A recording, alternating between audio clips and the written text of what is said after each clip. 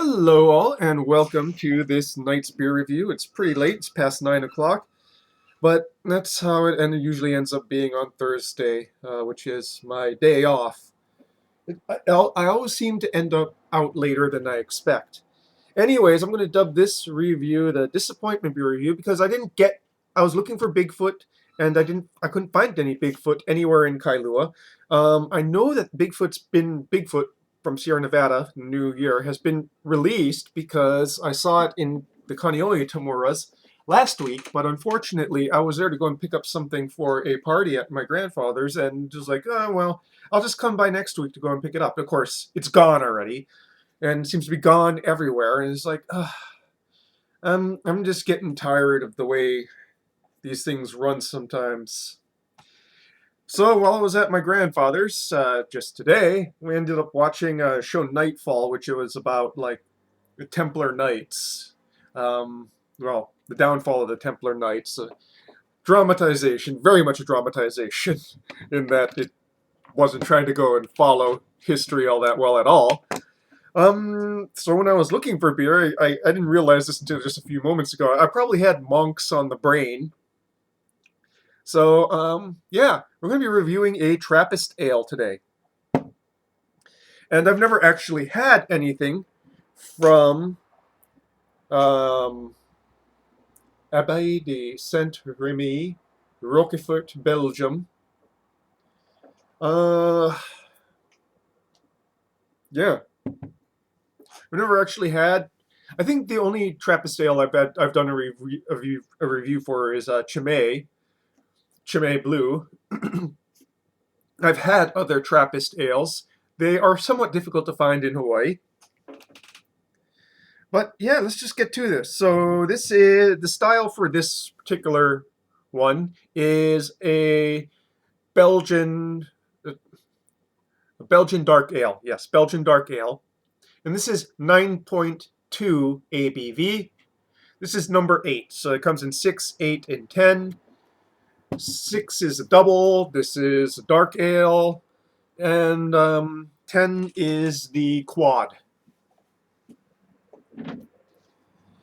So, let's see here.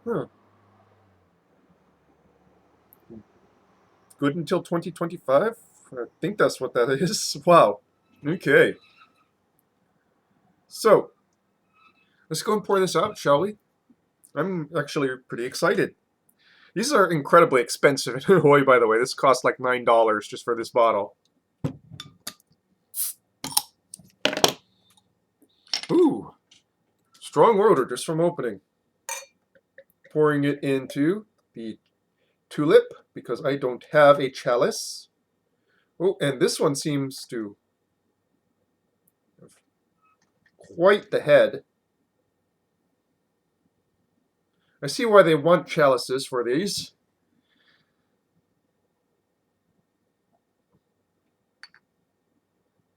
So while I'm waiting for this to subside a little, you can see here, quite the head.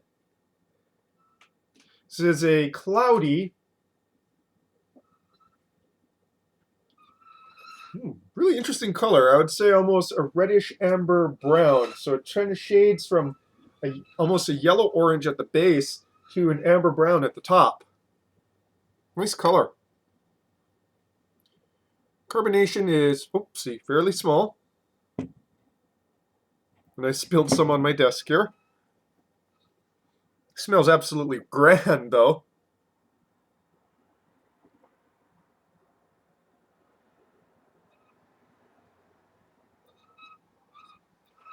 Oh, the head, as you can see here, is thick and off-white to beige, but thick, fluffy, and very resilient, as you can see here. It looks almost like a shake top. Nicely carbonated from visual effects. Oh, and deeply complex. Nutty. Floral. Baking spice.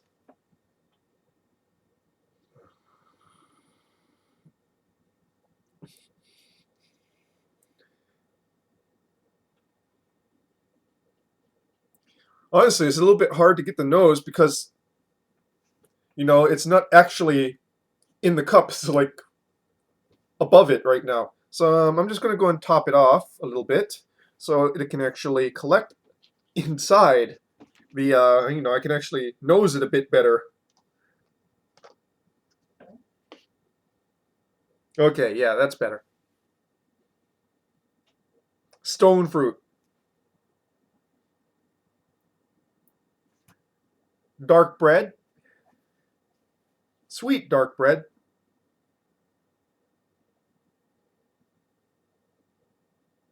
Stone fruit, almost like cherries, dried cherries. Every time I'm smelling this, something new is kind of coming up. Let me go and finish topping off his bottle here. Pour that in.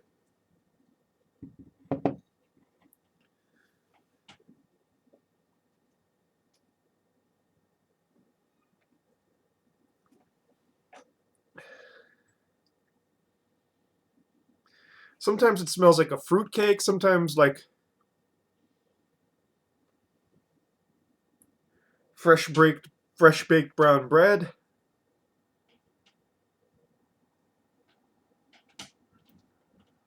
It is just really nice, really complex, spicy, floral.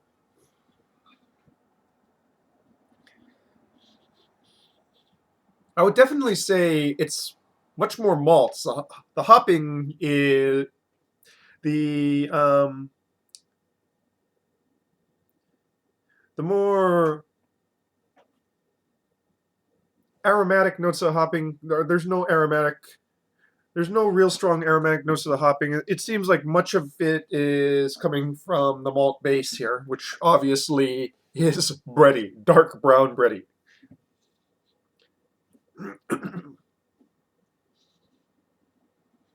So let's just get to the tasting on the palate then.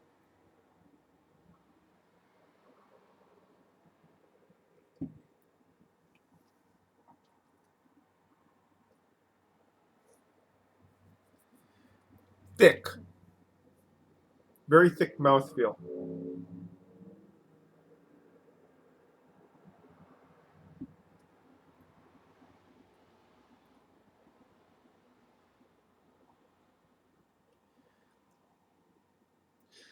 It definitely shows its ABV in that you can kind of get the sense of a smell of alcohol, but there's no heat to it. So that's good. It's still cool and refreshing on the palate, as a beer should be.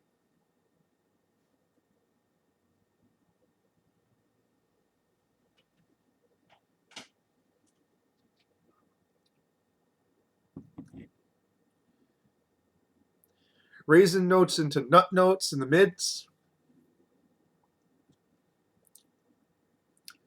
In the long finish, very slight hop bittering.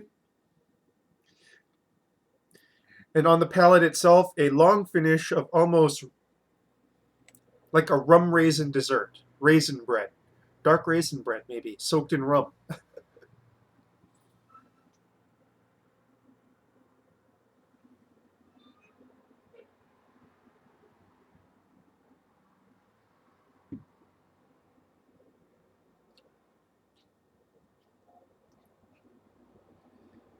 You can tell there's a bit of sugar in it, quite a bit of sugar, but it's very well balanced. Um, it would lean a little bit more towards the sweet side than towards the dry side, but this is by no means as sweet as a quadruple would be.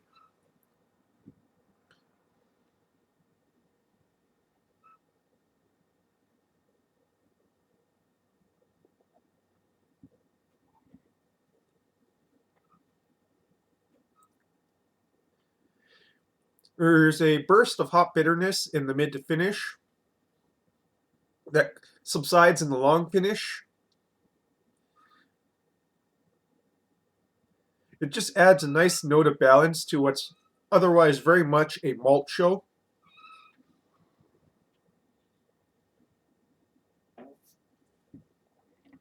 Up front, even though it's fairly heavy in the mouthfeel, still a nice tickle of carbonation.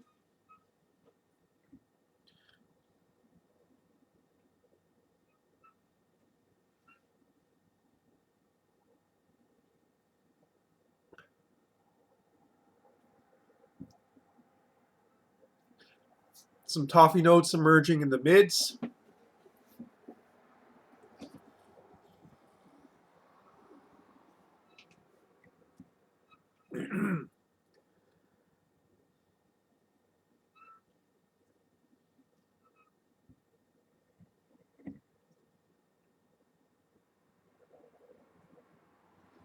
I just love how balanced this is in between sweetness and bitterness.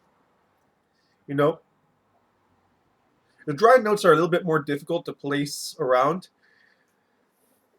There's some taste notes that remind me a bit of the barrel aged stout, but are not a barrel aged stout. I would say, I guess, a sort of woodiness to it. Maybe a hint of spirituousness to it, that sort of liqueur flavor, but without any of that sort of hot notes or burning that a liquor or liqueur would entail.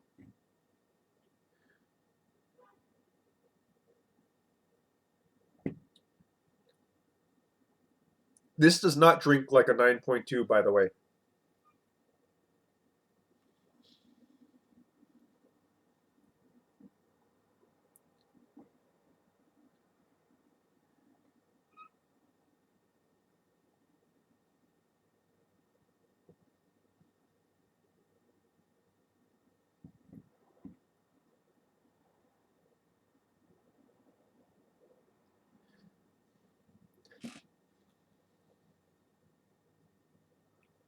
The bread notes are kind of expanding as it warms in the nose.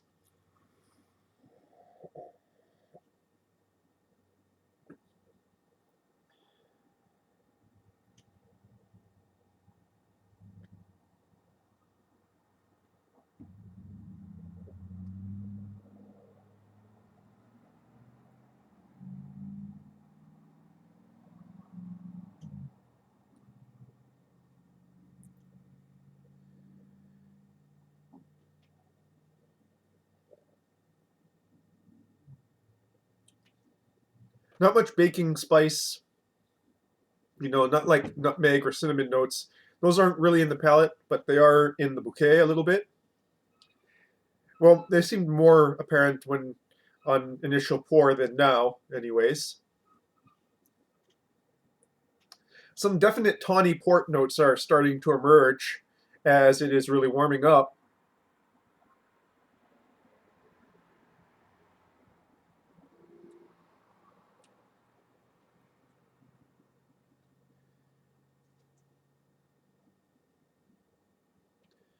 Though I would say it's actually pretty subtle in that respect. I've had other Belgian beers that had that much more in spades. Or I should say strong ales definitely have it a lot more. Like a wee heavy.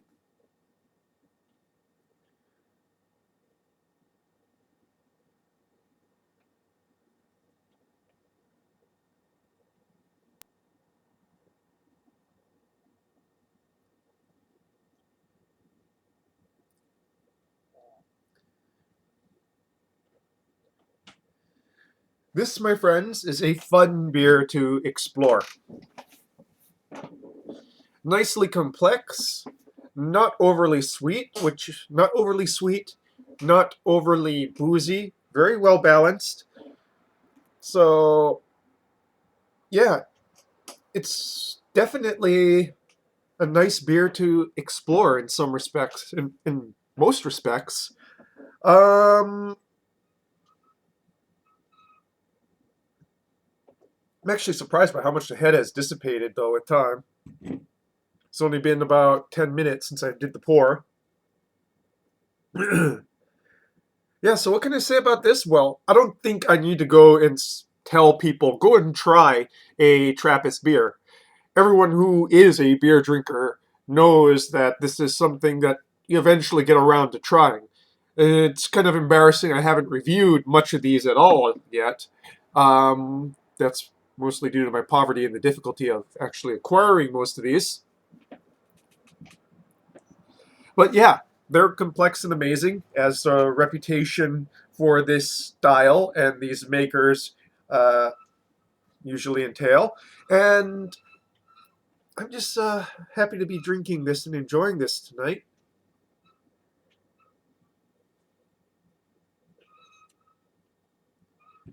So if you're a brand new beer drinker, yeah, you'll get around to these. Trust me, you'll drink them. Maybe you'll enjoy them, maybe you won't. I think the vast majority of people end up enjoying them, even if it's not really a style that they go to on their own. And that's just due to the history, complexity, and extreme amount of craft that goes into brewing these particular beers.